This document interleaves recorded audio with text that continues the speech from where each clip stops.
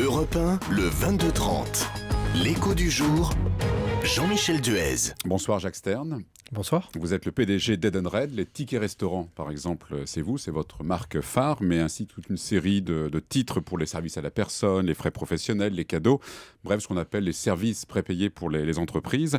Et vous avez publié ce matin vos résultats. Alors le chiffre d'affaires opérationnel est en hausse, 976 millions d'euros, et votre volume d'émissions augmente à plus de 16,6 milliards. 2012 a été une année faste pour vous ? Oui, c'est une bonne année, une année de croissance. Notre credo et notre spécificité chez Edenred, c'est la croissance. On est un groupe qui est implanté à 60% dans les pays émergents. Donc notre croissance a été tirée par les pays émergents, puisqu'on a une croissance de 19% dans ces pays-là. Mais on résiste bien et on fait mieux que résister en Europe, une croissance de l'ordre de 3%, en particulier avec des nouvelles solutions qui ont été implantées dans un certain nombre de pays européens. Alors résistance en Europe, mais vous baissez quand même en France, puisque votre chiffre d'affaires, il est à 138 millions contre 144 en 2011. Alors qu'est-ce qui s'est passé en France ? Alors non, la France va très bien, puisqu'on a une croissance de notre volume et de notre chiffre d'affaires à périmètre constant de l'ordre de 4,5%. En fait, on a fermé ou vendu un certain nombre d'activités non stratégiques. Il faut se souvenir que Edenred, c'est l'activité scissionnée de Accor. Donc dans le cadre du lancement de la nouvelle société, on a fait un certain nombre d'arbitrages sur des métiers non stratégiques qu'on a vendus au cours des 2 dernières années. Vous êtes séparé. Ça y est, c'est choses, terminé. alors. Wow. Et donc la croissance est là. Mais le résultat net est en baisse, 183 millions d'euros. Il y avait 11 millions d'euros de moins qu'en 2011. Oui, alors c'est le même effet, puisque l'année dernière, on a vendu ces activités, 25 millions de plus-value l'année dernière, et donc mécaniquement, on ne les a pas cette année. Si on regarde en fait l'indicateur du cash flow généré, on est en croissance de 13%, donc au fond une bonne année. Alors vous le disiez tout à l'heure, votre relais de croissance, c'est les pays émergents et surtout l'Amérique du Sud. Là, ça marche très très bien là-bas. Alors oui, ça marche très fort. On a fait à peu près 20% de croissance en Amérique du Sud et en particulier au Brésil. Le Brésil, c'est notre premier pays, la France étant le deuxième et le Mexique étant le troisième. Vous avez d'autres pays vers lesquels vous allez vous diriger dans les prochaines années ? Alors on est rentré récemment en fait dans 2 nouveaux pays, le Japon. Donc là on parle de l'Asie, un pays intéressant parce que une solution ticket restaurant qui existe comme en France, très peu d'utilisateurs, 130 000 utilisateurs, alors qu'en France on est à 3,5 millions et qu'au Brésil on est à plus de 10 millions, et des perspectives de croissance qui sont intéressantes. Donc là on est dans le futur, et puis on est rentré plus récemment, il y a au mois de janvier en Colombie, qui est le dernier pays où on n'était pas présent en Amérique du Sud, qui soit un peu significatif. Bon, ça, ce sont les 2 derniers, les prochains ? Alors les prochains, l'Amérique latine est déjà bien présente. C'est un continent, c'est pas un pays. Oui, c'est exact. Alors je vais être un peu moins précis, alors. Mais au fond, ça va être en Asie, ça va être en Europe de l'Est, à l'Est de là où on est, la Pologne, la Tchéquie. Ce sont les marchés vers lesquels vous allez aller, quoi. Voilà, au fond, on est un métier où il faut avoir des classes moyennes, il faut avoir de la croissance, il faut avoir des larges populations, de l'urbanisation.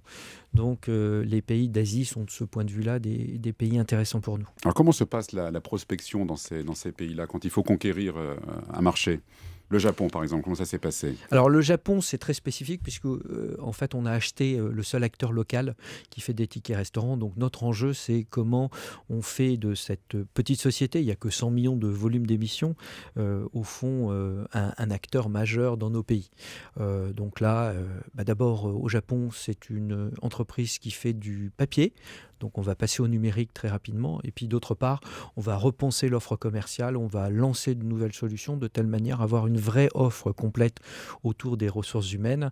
Et je pense que de cette manière-là, on aura de la croissance. Alors quand on est dans des pays totalement neufs, pas par acquisition, et totalement neufs, alors là, il y a tout un travail de conviction avant tout des gouvernements, puisqu'en fait, l'objectif est leur montrer en quoi nos solutions apportent au fond, à travers une politique sociale, du développement économique, de l'emploi, du pouvoir d'achat pour les employés des sociétés consommatrices.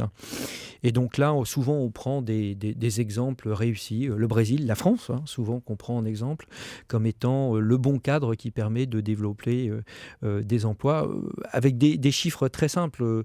30 bénéficiaires de tickets restaurants, c'est un emploi dans la restauration. Des choses aussi simples, mais qui permettent de bien comprendre, au fond, comment on crée, au fond, de dynamisme économique avec nos solutions. La République tchèque que vous évoquiez tout à l'heure, ça fait partie de ces pays neufs? Alors non, parce qu'on l'a ouvert il y a une quinzaine d'années. C'est un pays d'ailleurs qui marche très très très bien et on est très fiers de notre présence. Alors votre combat maintenant, c'est développer le digital. C'est déjà bien lancé, et même ça marche très très bien sur l'Amérique latine. En revanche, la France est très en retard là-dessus, la dématérialisation des tickets. Oui, alors en retard et pas en retard. En réalité, la France a créé, à travers une législation en 67, le titre restaurant, et la marque phare c'est Ticket Restaurant, avec d'ailleurs une législation extrêmement bonne, qui est protectrice pour les consommateurs et les ça, entreprises. Il y a 50 ans, ça aussi, voilà. Quasiment, quoi. Ouais. Et donc maintenant, la question, c'est comment on fait évoluer cette loi vers le numérique. C'est vrai qu'il y a beaucoup d'autres pays, vous le citiez, qui sont déjà passés.